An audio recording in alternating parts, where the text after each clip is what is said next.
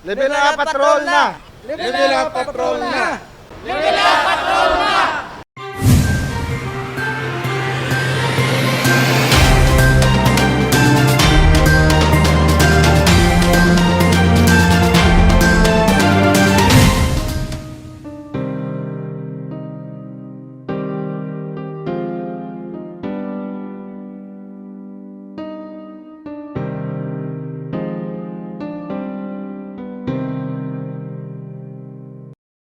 Frontliner nurse kagisaman kailoy, ginpakigbahin ang iya istorya sang himpit nga pagtuo sa Dios sa pihak sang pagpamahog sang COVID-19. Kahadlok kag kabudlay, iniyang nabatsyagan sang 31 anyos nga si Cristel Quintan, isa ka frontliner nurse nga halos adlaw-adlaw nagaatubang sa pamahog sang COVID-19. Madamo nga pagpanghangkat ang iya naagyan sa trabaho, ilabi na nga dako ang risgo sini nga makaatubang sa mga COVID positive patients. Una, gid nga nagahatag sa amon sang kabudlay amo ang paggamit ng mga PPE. So every time nga may ara kami nga procedure sa OR, ang pinakalawig na usually namon is 3 to 4 hours. So imagine nga nagagamit ikaw sang full gid nga PPE nga grade level 4 nga PPE, no, nga naga-handle ikaw sa patient nga ginalagas mong panginhawa mo gatunulo ang imong nga balhas. At the same time, kasi hindi ka nakakita sa field sa pag-assist sa doktor. And ang kabudlay, pag tungod nga, most especially kung suspected, giba lang nga positive patient, no? Right after, ginaya isang procedure, nagapaligo, gid kami na. So, basa ka na sa pila ka oras ang balhas, tapos after, pinaipaligo mo, tapos pagpuli mo sa balay kapoy ka maligo kapagid. So, amo na ang kabudlay. Isa man sa kabudlay nga ginapangatubang sang nurse pareho niya, amo ang nagagamay nga numero sang nurses nga nagatrabaho sa ospital. Inibangod sa kahadlok nga magrisgo, ang iban sa ila ang nagaresign sa trabaho. Apang bangod palangga niyang trabaho, padayon siya sa pagserbisyo. Diregin takos ang iya pagtuo sa Diyos. May ara kaming RT-PCR pero 2 hours pa ang result. So, hindi na makahulat ang amo na pasyente kag ang baby sa 2 hours kitungod stress na ginang bata. So, wala kami choice yung pasulod namon sa OR bisan wala kami kabalo kung positive na siya or negative sa COVID. Only to find out mga 5 minutes after nga naghatag na sang anesthesia, nagkadto ang taga-laboratory kag digto nga nabalaan nga positive gali ang patient. So, ang feeling bala nga dugin takluban ka sang langit kay tungod amo na ni siyang ginakakulbaan mo kag ara siya sa tubang mo. So natapos na mo ng procedure, but at the end of the procedure do nang luya kami tanan. So ano nang matabo next do mo na bala. Sa pihak sini, wala siya nadulaan sang paglaom. Nagkadto ako sa isa ka room kag nagpray gid ko nga Lord, you are much greater. Mas mas greater kasi sini nga virus kag sa kahadlok ko sa subong. Balaan ko nga ikaw lang gid ang makasalbar sa amon sa sini. Nagpasalamat si King nga ginsabat sang mahal nga Dios ang iya pangamuyo. Negative ang resulta sang iya nga RT-PCR test. Mensahe sini sa iya kapareho nga mga frontliner. Hindi magkalipat sa pagpangamuyo, halungan ang kaugalingon kag proteheran ang ikaayong lawas agud makapadayon sa paghatag sang serbisyo sa isig katawo. Divine Sing para sa Level Up Patrol. Pagtuo kag paghimakas nanginyabe sa kadalagan sang isa ka maestra. Manugula sang basura sa Iloilo Terminal Market kag naga-sideline pagid sa karinderya si Welma Sevilla sang ini ang bata pa. Bangod pigado ang pamilya, napilitan siya nga magtrabaho agud makabulig sa iya mga utod. Sang gamay ako, so as I recall, so hindi mahapos ang kabuhi ko sang una. So I have a family nga si Papa palainom, si Mama man palainom. So both sila nga do may problematic. So kami nga mga bata do hindi kami matatapan. So we are 5 in the family. So what we did, like for me is kaya hindi man ko permi matagan ni Papa Kwarta, nagapangula ako basura sa super. So every store, gina-ask ko na sila kung gusto nila mapaula sa basura. So if gusto nila, so gina-clean ko na ang nila nga store, kag ginakuha ila basura. Kag as a return, ginahatagan ko na nila money, like 20 pesos. Then kung tapos naman ko na, gabulig man ko sa karinderya, like mabantay sa karinderya kung sino mabakal, para lang mapalibre ang ako nga panyaga. Kag mahatagan man ko nila sang money like 20 to 30 pesos. So sa akon sang bata pa ko dako na nga kantidad ang muna nga kwarta nga makabulig naman sa akon. May mga tiniun man nga ginkwestiyon ni Sevilla ang Ginoo nga asa kadamuon sang tawo nga asya gid ang nagsalo sang tanan nga kabudlay sa kabuhi. Kaagi ko na question kay God nga do ka unfair sang life nga ang iban nga bata do ka nami sang life nila nga do makapagusto sila yang makuha nila ila gusto, then ikaw ya grabe gid ang pangabudlay mo ang kuan mo nga do hindi mo ya malabot ang biskan mga gamay nga bagay nga ginahandle mo sa life mo, biskan makakaon ka sang 3 ka beses sa kadlaw, hindi mo pa bala ma-experience.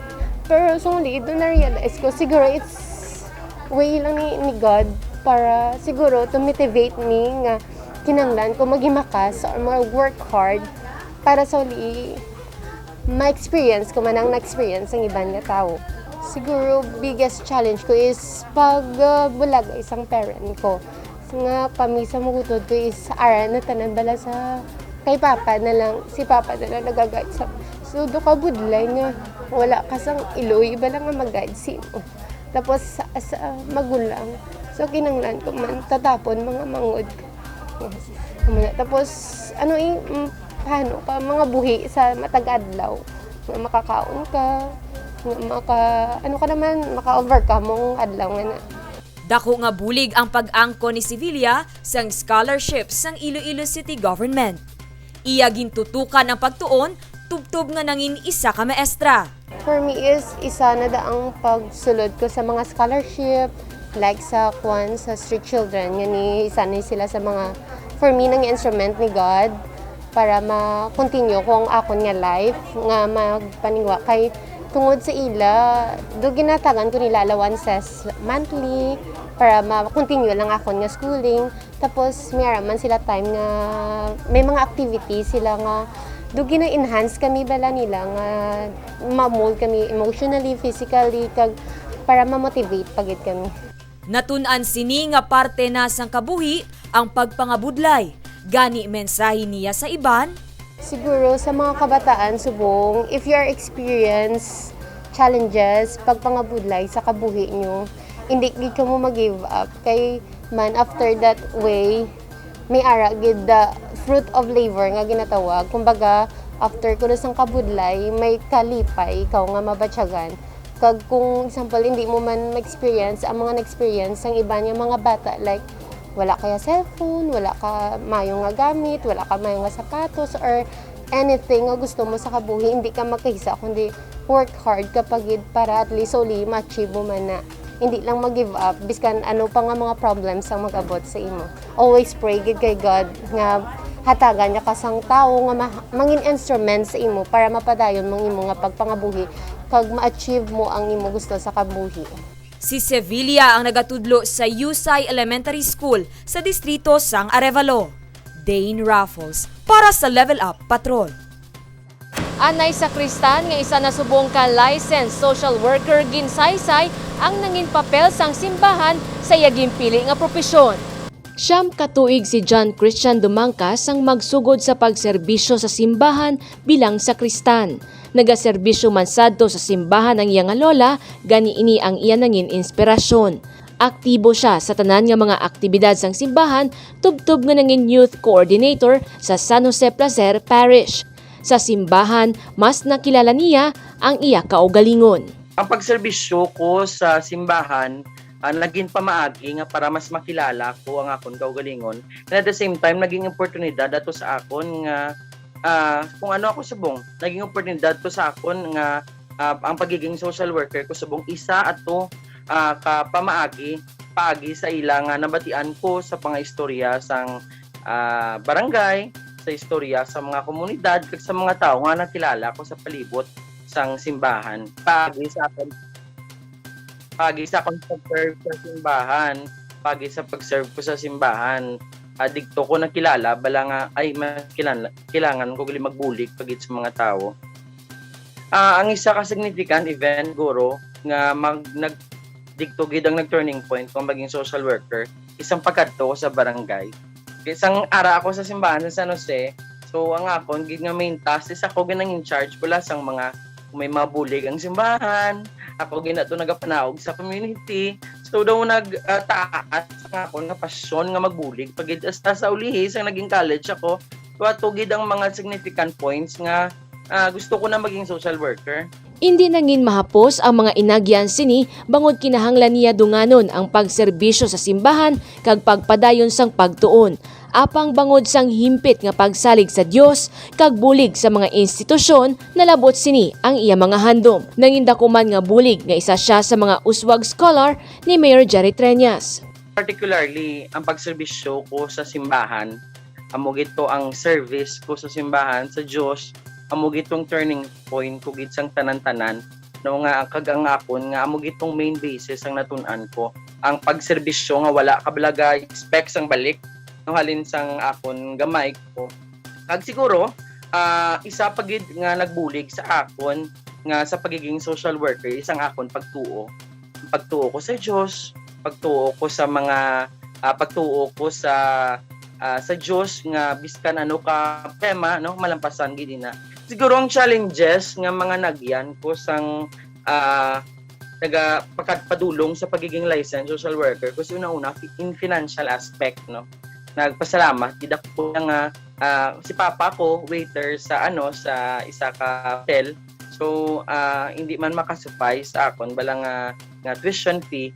Nagapasalamat gid ako sa duwa ka institusyon or kag duwa ka tawo nga nagbulig sa akon. Muna ang simbahan kag ang uswag scholar ni Mayor Jerry Treñas nga kung sa diin nga na-waive gid tanan ko nga gasto during my college years. Ikaduha ko nga challenges isang time management hingkay kasako gid sa simbahan at the same time college kabalagay eskwela kadi ara gid ko sa time kag sa part nga kilala ni manage mo gid yang time mo yang kilanan kung eskwela kung simbahan so ara gid mo na isa mamo ng mga challenges ko. Madamo sang pagpanghangkat nga ginaatubang subong ang mga pamatan-on. Gani mensahe niya sa mga ini. Ang mensahe ko sa mga pamatan-on pinaka-importante gid ang aton pagtuo kag ang pagpangamuyo sa Dios. Nagakasubo ako sa mga news nga may mga minors na kun kabataan nga tungod hindi man nila masarangan ang problema o nagalabot nga kundi ginautas na lang nila kabuhi kay hindi na lang nila makaya ang iyang mga problema.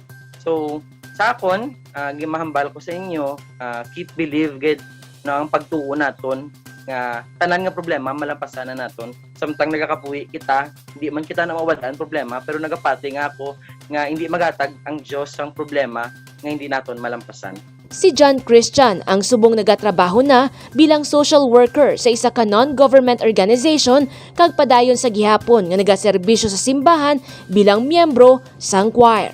Jennifer Garcia Hernandez para sa Level Up Patrol.